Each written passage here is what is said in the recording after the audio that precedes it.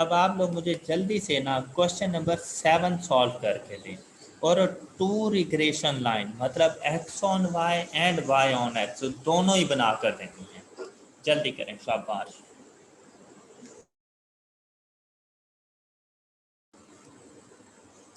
हो गया ये क्वेश्चन?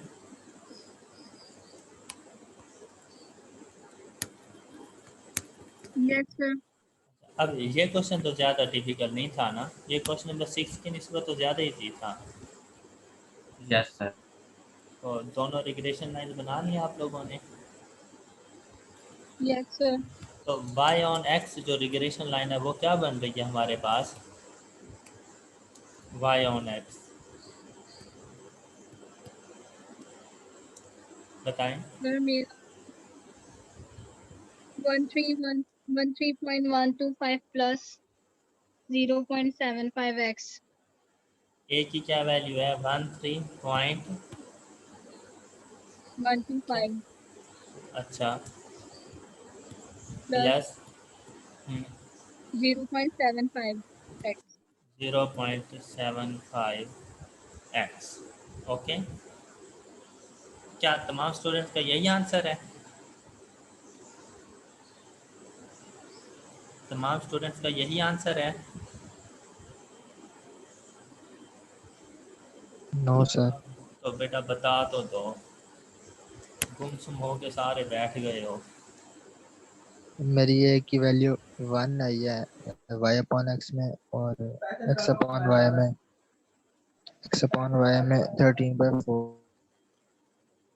अगर वो बच्ची गलत लिखवा रही है, एटलीस्ट जिन्होंने कर लिया वो तो बताएं ना फिर मुझे। B y on x find करना हो तो आर की value 0.943 multiplied by standard deviation of Y.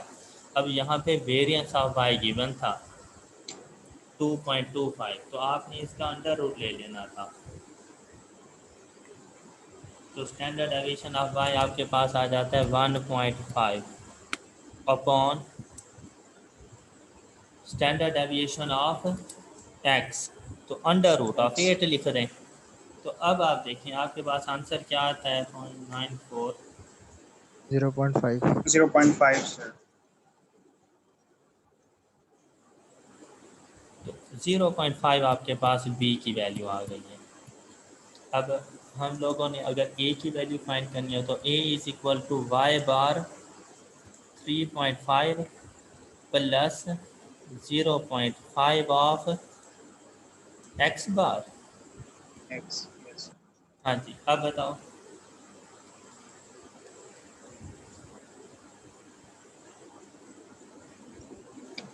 Six 1.78 6 six नहीं आता? 6 है सर। अगर कैलकुलेटर भी चीज़ें सॉल्व ना हो तो वैसे हैरत की बात है यार। तो ये regression line y on x है हमारे पास। Done. Yes sir. Yes sir. अब अगर एक्स ऑन वाई की बात करें तो वो रिग्रेशन लाइन कैसे आएगी? तो उसके लिए जो बी की वैल्यू फाइंड करनी है, उसका बी का क्या फार्मूला बनेगा? B x on y is equal to 0.943 multiplied by standard deviation of x over standard deviation of y. अब ये 8 जो था वो वेरिएंस ऑफ एक्स था, तो मैंने अंडर रूट ऑफ एक्स लिख दिया। राउंड ऑफ करके लिखें तो वैल्यूज में थोड़ा बहुत फ़र्क आ जाता है। तो ये आंसर हमारे पास क्या आएगा? 1.78।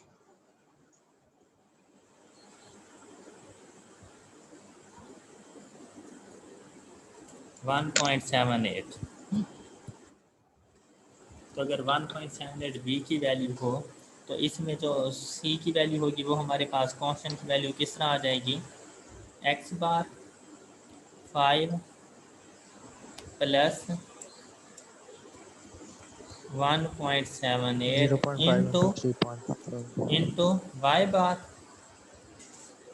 वाई बार हाँ जी,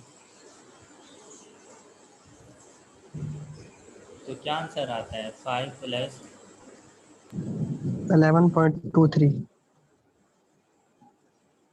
11.23। किसी ने ये आंसर फाइंड किए थे? सर हाँ जी, सर जब वाई और एक्स फाइंड कर रहे थे तो एक ही वैल्यू में 3.5 के बाद माइनस नहीं जाना था। 3.5 में माइनस आना था। हाँ जी, और यही काम सी की वैल्यू में भी होना था, माइनस बी की वैल्यू पॉजिटिव थी। अब अच्छा, एक ही वैल्यू अच्छा, में मैं 1 आ समझ गया। मैं समझ रहा था सिर्फ मेरी तबीयत खराब है। यस सर, मैंने 1 के साथ ही निकाल लिया, आप इस तरह कर रहे थे। Is equal to 1। तो ये regression line y on x हमारे पास आ गई है। तो x ऑन y अब दोबारा से फाइंड करें। 5 माइनस 1.78 इंटू 3.5, 1.23 6 है। सर ये सी की माइनस में आ रहा है आंसर। सी की वैल्यू, बी की वैल्यू ठीक फाइंड की हुई है 1.78। हाँ, सर मैं चेक कर। Yes sir. 1 पॉइंट, तो ये 1.78 अगर पुट करें तो ये ठीक नहीं लिखा होगा ये equation.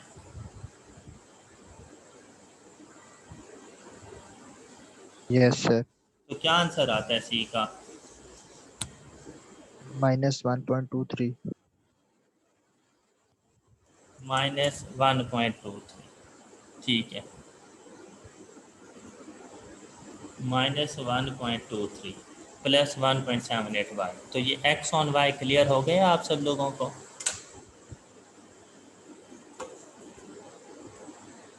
x on y clear हो गए हैं? Yes sir clear. Yes sir, clear है।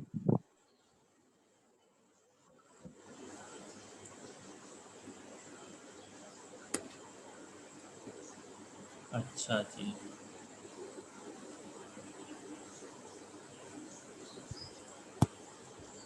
नेक्स्ट।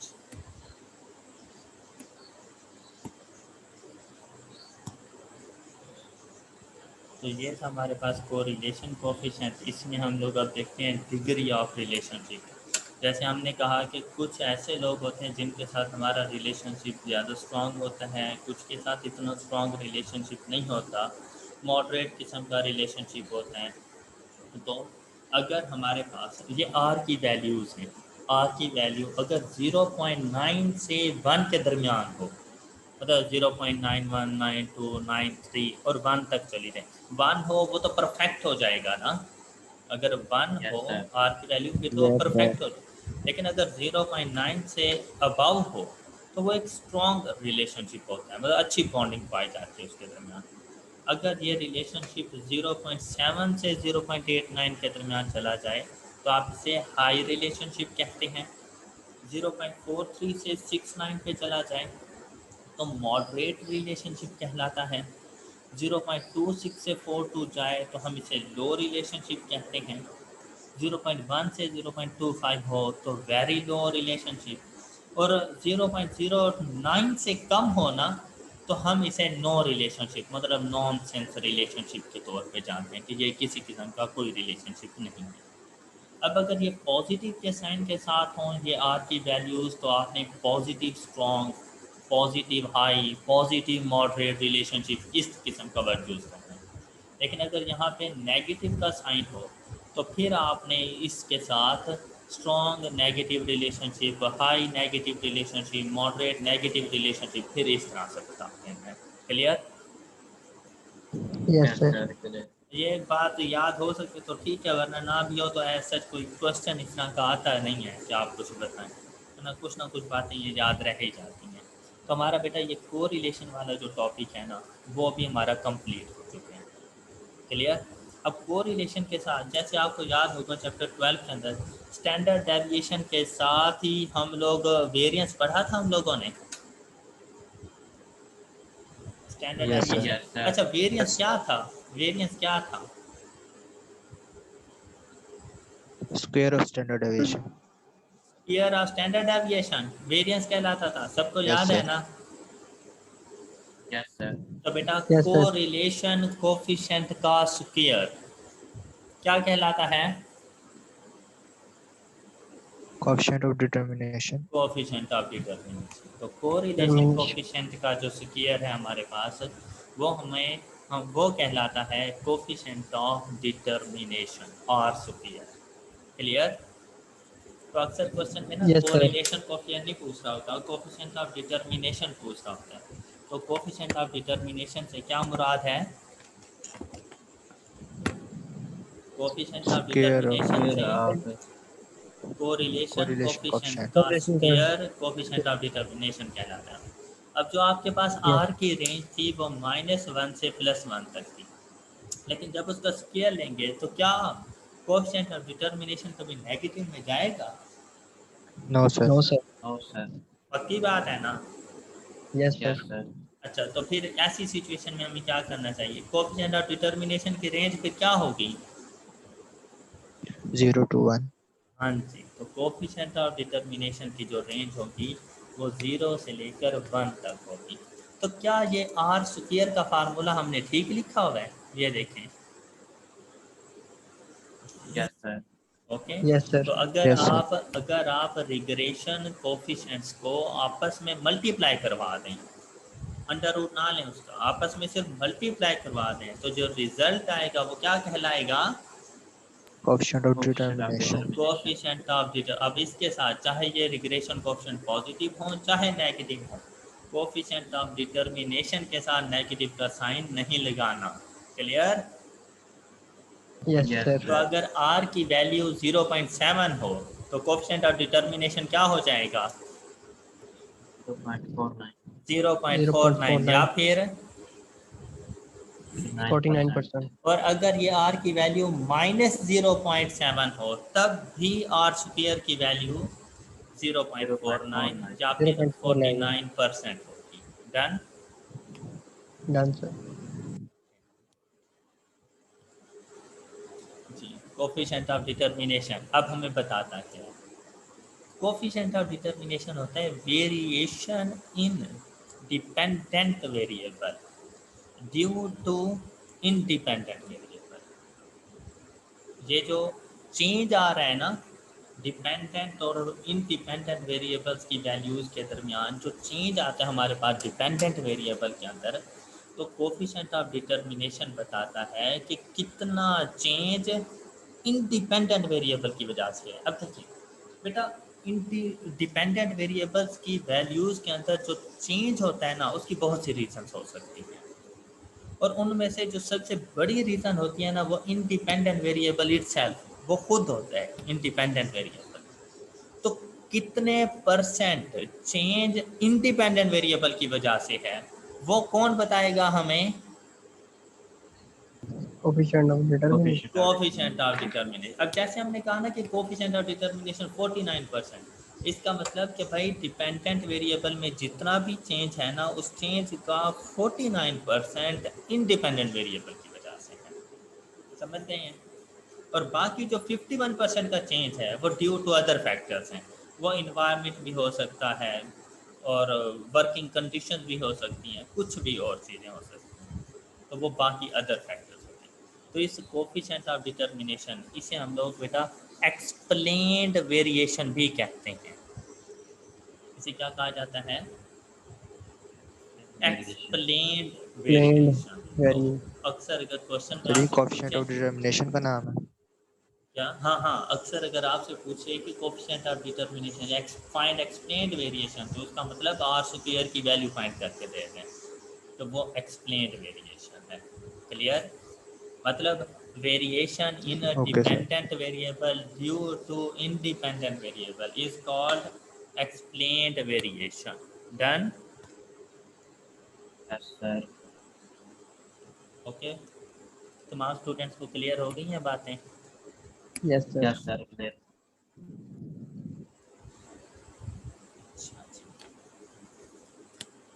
अब अगर हम लोग क्वेश्चन नंबर 11 की बात करें तो देखिए आपने आर की वैल्यू फाइंड कर ली थी, आर की वैल्यू 0.668। Yes sir. अच्छा, अब आपसे नेक्स्ट 2 लाइन्स में कहा गया it was later discovered at the time of checking that he had copied down 2 pairs as 70 and 72 and 71 and 69 while the correct pairs were 60 and 70 and 70 and 65। Okay, तो mistakes हो रही हैं ये ऐसे जैसे हम लोगों ने ई एम को फाइंड किया, करेक्ट ए एम रेक्टिफिकेशन की थी, जी एम की, एच एम की, स्टैंडर्ड एविएशन की, वेरिएंस की। तो यहाँ पर कोरिलेशन कोफिशिएंट, रिग्रेशन कोफिशिएंट, उनमें अगर कोई मिस्टेक हो जाए तो वो कैसे फाइंड करनी है? तो बेटा कोरिलेशन कोफिशिएंट में हमेशा जो ऑब्जर्वेशन होती हैं वो पेयर्ड फॉर्म में होती हैं, तो 2 पेयर्स गलत हो गए। अब इन पेयर्स के अंदर हमेशा याद रखिएगा कि जो फर्स्ट वैल्यू होती है ये x की वैल्यू होती है और सेकंड वैल्यू y की वैल्यू होती है। तो अगर आपने 2 पेयर्स गलत कर दिए तो इसका मतलब समीशन x गलत, summation y, summation x y, summation x square भी गलत है और समीशन y स्क्वायर भी गलत है। तो आपने इन तमाम समीशंस को ठीक करना होगा। अब जैसे समीशन x को अगर ठीक करना हो 476 है, इसमें से आप माइनस कर देंगे रॉन्ग वैल्यूज। तो रॉन्ग वैल्यूज कौन कौन सी हैं? 70 एंड 71। 71, और इसमें ऐड कर देंगे करेक्ट वैल्यूज, और करेक्ट वैल्यूज कौन कौन सी हैं? 60 एंड 60, 70। 70. 70। डन। तो आपके पास Yes, sir. समीशन एक्स ठीक हो जाएगा। समीशन एक्स स्क्वायर के लिए बिल्कुल सेम ऐसी वैल्यूज लेकिन उनके स्क्वायर्स प्लस माइनस करते हैं, तो ये समीशन एक्स स्क्वायर ठीक हो जाएगा। और अगर समीशन वाई के लिए करना हो तो फिर माइनस फर्स्ट पेयर में y की value 72 minus 69 plus 69, 70 and plus 65, 65. तो समीशन y ठीक हो जाएगा। ऐसे ही है ना? Yes, sir. और Yes, अगर sir. समीशन y स्क्वायर को ठीक करना हो तो फिर इन तमाम के स्क्वायर्स ले लेंगे तो समीशन y स्क्वायर ठीक हो जाएगा। Right right. Yes, sir.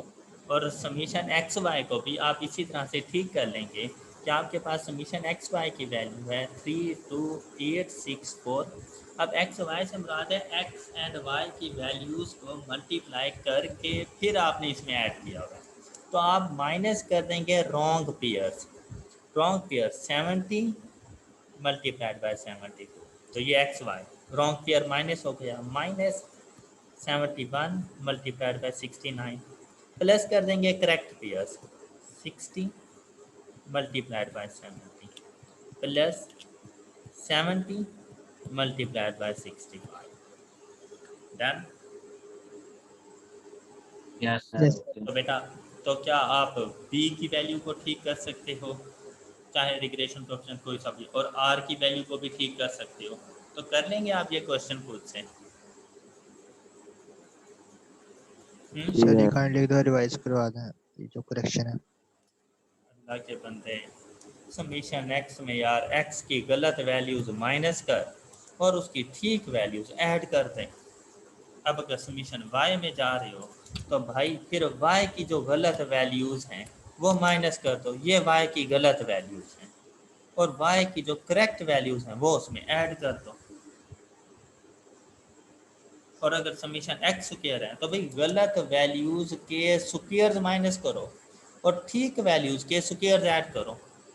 और समीशन वाई स्क्वायर में सेम वैसे ही ये देखो कि बेटा मीन को ठीक करते हुए स्टैंडर्ड डेविएशन को, वेरिएंस को, यही कुछ नहीं करते थे कि Yes, गलत sir. वैल्यूज माइनस करते जाओ, करेक्ट Yes. वैल्यूज ऐड करते जाओ। हैं? समीशन एक्स वाई में इसका हम प्रोडक्ट लेके करेक्ट वैल्यू से कर हाँ लेंगे बिल्कुल। ऐड। तो समीशन एक्स वाई में ये देखो हमने इन दोनों को मल्टीप्लाई करके उसमें ऐड किया हुआ है, तो ये तो गलत पेयर है ना, तो इन दोनों की मल्टीप्लिकेशन माइनस कर दो। अब ये दूसरा गलत पेयर है, इसकी भी मल्टीप्लिकेशन माइनस कर दो, और जो करेक्ट पेयर हैं उनकी मल्टीप्लिकेशन ऐड कर दो। ओके नहीं? यस सर क्लियर है। Okay, sir. अच्छा, तो ये अब क्वेश्चन आप लोगों ने खुद कर लेना है, खुद से अप्लाई कीजिएगा। अच्छा, क्वेश्चन नंबर 12 को देखें। डाटा दे दिया गया है और आपसे पूछा है उसने calculate product movement correlation between age and cost and coefficient of determination. तो कोफिशिएंट ऑफ डिटर्मिनेशन का तो आपको पता होगा क्या होता है, आर स्क्वायर। Are square. शाबाश। तो प्रोडक्ट ऑफ मूवमेंट कोरिलेशन क्या होता है? कोरिलेशन कोफिशिएंट को ही प्रोडक्ट ऑफ मूवमेंट कोरिलेशन कहा जाता है। Done. Okay sir. Product movement correlation, तो हम कोरिलेशन कोफिशिएंट को ही प्रोडक्ट मूवमेंट कोरिलेशन कहते हैं और इसका स्क्वायर ले लेंगे तो फिर कोफिशिएंट ऑफ डिटर्मिनेशन बन जाता है। Got it? Yes sir. अच्छा, अब जल्दी से अपने अपने कैलकुलेटर्स निकालें। जल्दी जल्दी कैलकुलेटर्स निकालें। जी सर। Yes sir. ये क्वेश्चन नंबर 1 का डाटा अपने कैलकुलेटर में सेव करें, जल्दी करें।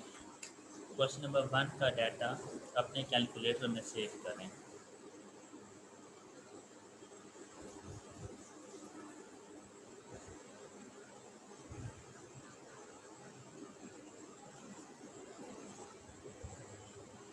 एक 2 पे जाके। हाँ जी, 2 वेरिएबल्स हैं ना, तो 2 में जाके एक्स एंड वाई के कॉलम में जाके लिख दें। जल्दी करें।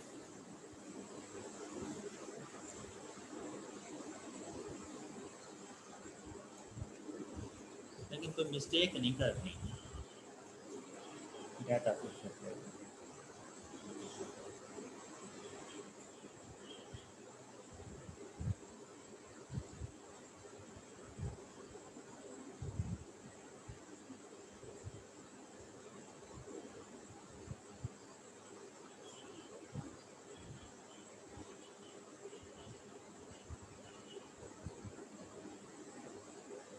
यस सर, हो गया sir.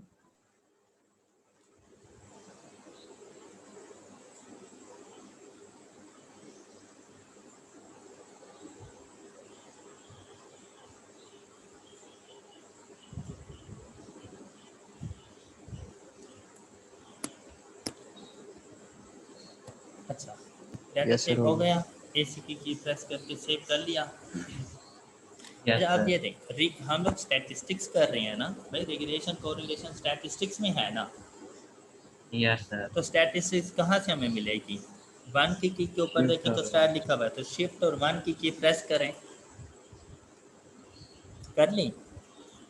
Yes sir. Yes sir. अच्छा, तो यस सर। 5th नंबर पे देखें, 5th नंबर पे क्या लिखा हुआ है? रिग्रेशन। तो 5th Regression. की प्रेस करते हैं।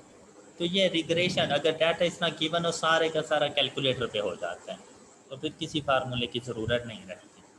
तो 5th की प्रेस करें, रिग्रेशन। पहले नंबर पे क्या लिखा हुआ है?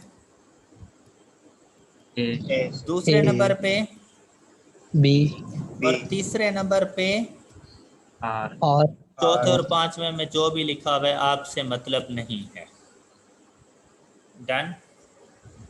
Yes sir. अच्छा, यस सर। आर से क्या मुराद होता है? Correlation of coefficient. Correlation correlation coefficient. Coefficient. Relation.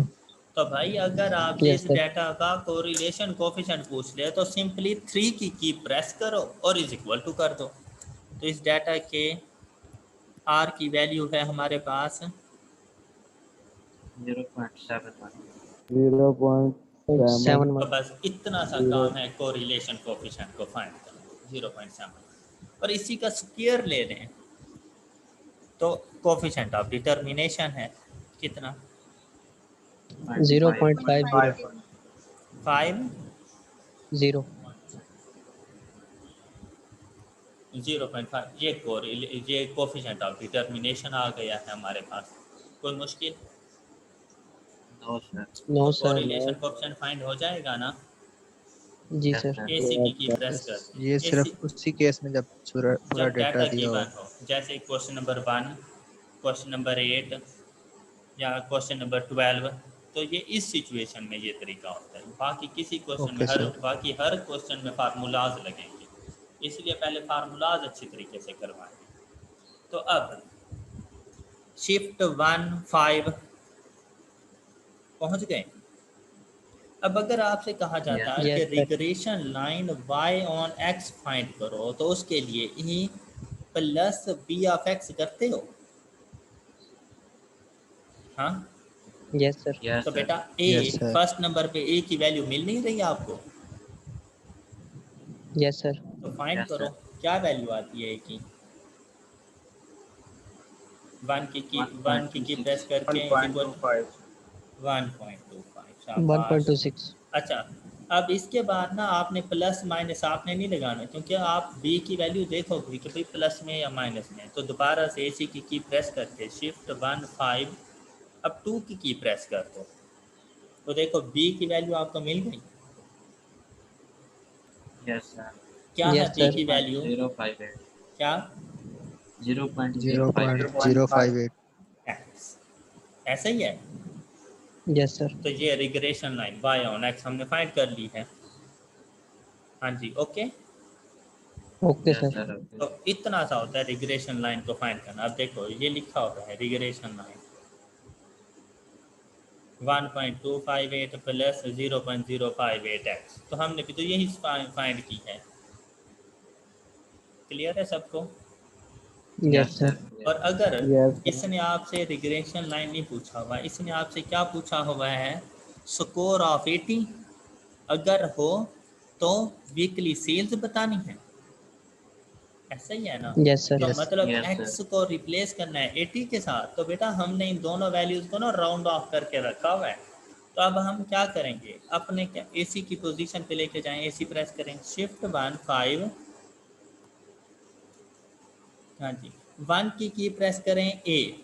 अब आपने वो इज इक्वल टू नहीं प्रेस करना, डिस्प्ले पे बस ए नज़र आए। फिर आपने प्लस का साइन लगाना है, फिर शिफ्ट 1 5 और 2 की प्रेस करके यहाँ पे बी लेकर आना है, फिर ब्रैकेट ओपन कर देनी है। अब x की जो वैल्यू क्वेश्चन में गिवन है वो वैल्यू यहाँ पे पुट कर दें, ब्रैकेट क्लोज। अब इज इक्वल टू प्रेस करें 5.925. 5.925। 5.925 और ये है एस्टिमेटेड वैल्यू, लेकिन आप ये वैल्यू बता रहे हो in terms of thousands. Thousands. तो इसको अगर 1000 के अलावा लिखना हो तो क्या लिखेंगे? Weekly sales 5925। Of rupees 5925। 5925। Okay, तो ये हमारा आंसर। तो पहले भी हमने यही फाइंड किया था, ये देखें 5925। यस। तो अब कितना आसान नहीं हो गया क्वेश्चन? जी सर। तो बेटा अगर आप अपने कैलकुलेटर में ये x एंड ये y इसी तरह से ये डाटा बता दोगे, तो आपका कैलकुलेटर हमेशा आपको जो रिग्रेशन लाइन बताएगा वो कौन सी बताएगा? y ऑन x बताएगा। शाबाश। लेकिन अगर आपने एक रिग्रेशन लाइन फाइंड करनी हो x अपॉन y, जी, तो फिर क्या करेंगे? बेटा आसान सा हल है कि अपने कैलकुलेटर में जहाँ x का कॉलम हो ना, वहाँ पर आपने y की वैल्यूज़ लिख देनी है, और जहाँ y का कॉलम हो वहाँ पे x की वैल्यूज़ लिख देनी है। मतलब डाटा को उलट कर देना है। ओके। Okay sir. अब ओके सर। पहले आपने टेस्ट स्कोर x के कॉलम में लिखे थे, अब यही टेस्ट स्कोर आपने y के कॉलम में लिख देनी है। डन? Yes sir. चलें, गुड। तो फिर आपके पास जो a की वैल्यू आएगी वो बेसिकली x अपॉन y वाला a होगा, मतलब c। और जो C की b वैल्यू। की वैल्यू आएगी वो regression coefficient x upon y होगा, x ऑन y जो रिग्रेशन कोफिशिएंट। और आर चाहे एक्स ऑन वाई हो चाहे वाई ऑन एक्स हो, आर की वैल्यू में कोई फ़र्क नहीं आता, तो ये वाला रिजल्ट एज इट इज़ रहेगा, इसमें कोई फ़र्क नहीं आएगा। आई होप कि आप समझ चुके होंगे। Yes sir.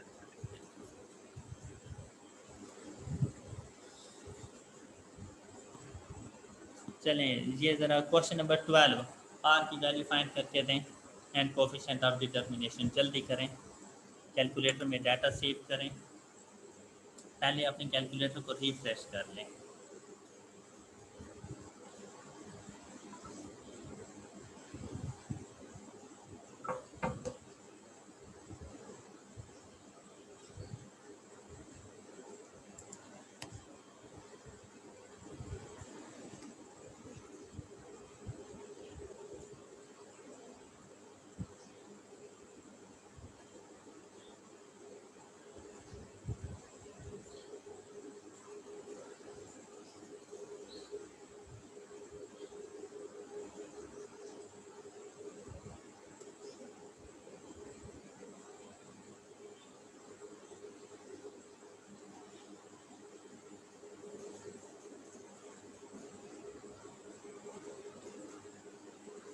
सर 0.88।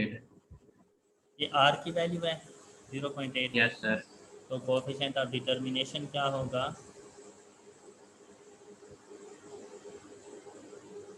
0.77। हाँ जी, बाकी तमाम स्टूडेंट ने भी यही फाइंड किया है। ये देखें, जमशेद आपने ठीक कहा है 0.88 एंड 0.77। तो फाइंड करना आ गया है ना तमाम स्टूडेंट्स को? Yes sir. तो ये ज़रा रिग्रेशन लाइन तो वैसे मुझे बता दें, वाई ऑन एक्स क्या लिखूं? Y on x regression line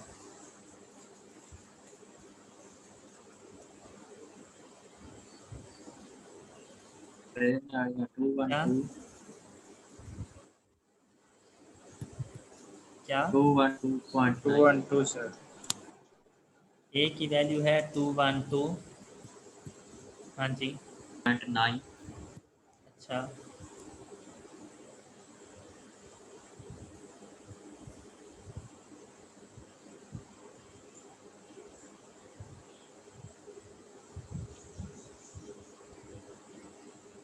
सी की वैल्यू है 2.80।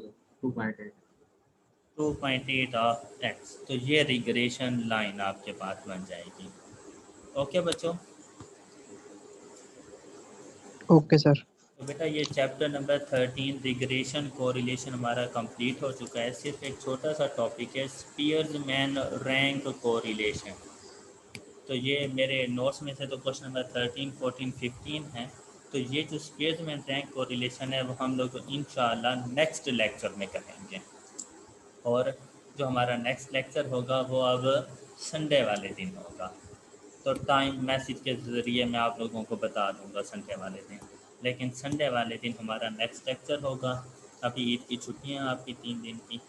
संडे वाले दिन क्यूएम का लेक्चर होगा आपका, तो टाइम मैं आपके साथ डिस्कस कर दूंगा कितने बजे होना है। ओके, तो संडे वाले दिन ये चैप्टर 13 हमारा कंप्लीट हो जाएगा।